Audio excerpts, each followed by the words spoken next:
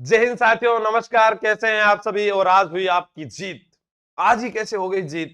हाँ, होती है जीत जब पक्ष और विपक्ष दोनों होते हैं। लोकसभा चुनाव में विपक्ष सरकार के द्वारा अग्निवीर योजना को लेकर जो कैंपेन चलाया गया, जो मुद्दा उठाया गया, उसको सरकार बनते ही मोदी सरकार ने और फैसला लिया कि इसमें कुछ बदलाव किए जाए। और आखिर क्यों ना किया जाए? एक सिपाही जो भर्ती होता है, आज वो 18 साल की उम्र में नौकरी लगा, वो अपनी बेरोजगारी से बचने के लिए वह आर्मी को ज्वाइन करता है और उसके बाद 22 साल की उम्र होते ही वो वापस बेरोजगार हो जाता है। उसके पास दूसरा कोई विकल्प नहीं है। क्या 4 साल एक व्यक्ति जो पहले ट्रेनिंग करेगा, फिर वह सुरक्षा के लिए जाएगा, न वह पूरी सिखलाई ले पाएगा हथियारों की, ना उसकी पूरी अच्छे से ट्रेनिंग हो पाएगी और ना ही उसकी भावना देश के लिए मर मिटने की वो जुड़ पाएगी। क्योंकि जब कोई व्यक्ति लंबे समय तक वहां रहता है तो उसे लगाव हो जाता है। पहले जो 10वीं 12वीं के जो विद्यार्थी हुआ करते थे, जिनके गांव में कम नंबर आते थे, लोग उन्हें प्रताड़ित किया करते थे, वह यही सोचते थे कि मैं देश के लिए मर मिट कर आऊंगा और अपने गांव का नाम ऊंचा करके दिखाऊंगा। उसमें एक भावना हुआ करती थी। राजस्थान में शेखावाटी प्रदेश पूरे भारत में, झुंझुनू जिला पूरे भारत में उत्तर से दक्षिण, पूर्व से पश्चिम सीमा प्रहरी के रूप में जाना जाता है। ये राजस्थान की मिट्टी है कि यहां से एक एक वीर योद्धा जो है देश के लिए कुर्बान हुआ है, बलिदान दिया है उसने। लेकिन आज वही युवा, जब उसे लगा कि 4 साल की नौकरी है, उसका मन ही खत्म हो गया। पहले यहां के शेखावाटी के या राजस्थान के मेवाड़ या पश्चिमी राजस्थान बाड़मेर जैसलमेर की बात करूं मैं, जब मैं वहां दौरों में देखता था उन लोगों को दौड़ते हुए बाड़मेर के क्षेत्र में, आदर्श स्टेडियम जो बाड़मेर का है वहां पर तैयारी करने के लिए जो आते थे, उनको जब देखा, उनकी जो रुचि देखी मैंने, या हम पूर्वी राजस्थान में भरतपुर के या धौलपुर के लड़कों को देखते हैं, उनकी रुचि, वो जो सेना में जाने का उनका जो जुनून है, तो वह जुनून उनमें बरकरार रहना चाहिए। हमारे राजस्थान में नागौर जिले में बहुत सारी डिफेंस अकेडमियां हुआ करती थी, जहां लोग तैयारी करने के लिए, मतलब उमड़ी हुई एक जैसे सैलाब आता है ना, वैसे युवाओं का एक सैलाब हुआ करता था। वो धीरे धीरे कम हो गया। सरकार ने इस पर निर्णय लिया और हो सकता है कि बहुत अच्छा फैसला हो। पहले लोग आर्मी में जाते, 15 साल नौकरी करते, घर वापस आते, फिर राज्य सरकार की कोई नौकरी की तैयारी करते, चाहे वह अध्यापक की हो, चाहे सब इंस्पेक्टर हो या आरएस हो, या फिर वो राजस्थान पुलिस हो, पटवार हो, ग्राम विकास अधिकारी हो, वह अन्य नौकरियों में लगकर अपना पूरा जीवन यापन करते थे। 15 साल तक वह सरकार जो है केंद्र की नौकरी करते, फिर वो राज्य की नौकरी करते। लेकिन इसमें उनके साथ जो है बहुत ही नुकसान हो रहा था।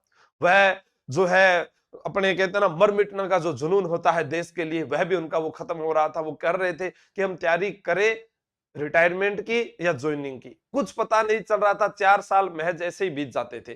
तो आइए क्या बदलाव हो रहे हैं। बंद होगी अग्निवीर योजना। जैसा हमने देखा कि सेना चाहती है 4 साल की समाप्ति की जगह, देखो वैसे मोदी है तो मुमकिन है, हम ये बात सुनते आए हैं, क्या पता 4 की जगह भी 8 की मांग हो रही है और कल 2 भी हो सके है।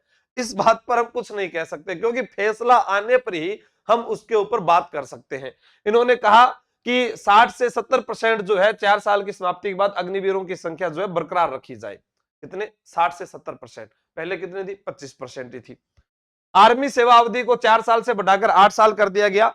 ठीक है। और जो 4 साल की वर्तमान अग्निवीर भर्ती में औपचारिक बुनियादी प्रशिक्षण केवल 9 महीने का होता है। अभी 17 से 21.5 वर्ष की बीच अग्निवीरों को रखा जाता है। सेना सिग्नल, एयर डिफेंस और इंजीनियर्स जैसे तकनीकी हथियारों में भर्ती के लिए उम्र सीमा बढ़ाकर 23 साल करने का प्रस्ताव कर रही है। अगर आपको यहां नहीं दिख रहा है तो टेक्निकल टीम आपको सेकंड सीन में भी दिखा सकती है। हाँ, दिखाइएगा भाई इनको। अब यहां पर देखते हैं कि अग्निवीरों के लिए अनुग्रह भुगतान चाहती है जो प्रशिक्षण के दौरान विकलांग हो गए। एक पेशेवर एजेंसी होनी चाहिए जो अग्निवीरों की सेवा अवधि समाप्त होने के बाद भी नौकरियां खोजने के बारे में मार्गदर्शन दे। यानी वह यहां नौकरी पूरी करके आने के बाद में भी उनको नौकरियां मिलती रहनी चाहिए, उनका एक कोटा निर्धारित किया जाना चाहिए। अपने बात करें, अगर आपको ये नहीं दिख रहा है तो आप जो युवा साथी है वो टेलीग्राम ज्वाइन कर ले, तो मैं यहाँ पर आपको ये न्यूज डाल देता हूं, जहां पर आपके पास में ये सारा अखबार और इसके अलावा अग्निपथ की स्कीम को और बेहतर बनाने के लिए जो तैयारी कर रही है। अपने यहाँ देखते हैं कि अग्निवीर योजना में बड़े बदलाव की तैयारी 17 और 18 जून को जो है मोदी सरकार के सामने इसको प्रदर्शित किया जाएगा कि इसमें क्या क्या बदलाव किए जा सकते हैं।